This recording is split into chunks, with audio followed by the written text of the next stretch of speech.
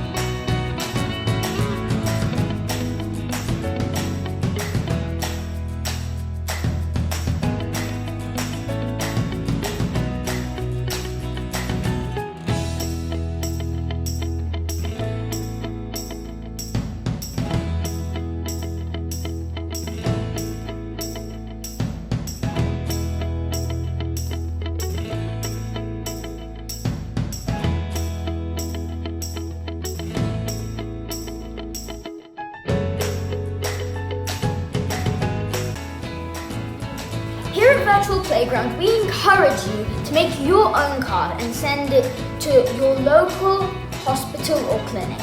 If you live in Malta or Gozo, here is the address you should send your card to.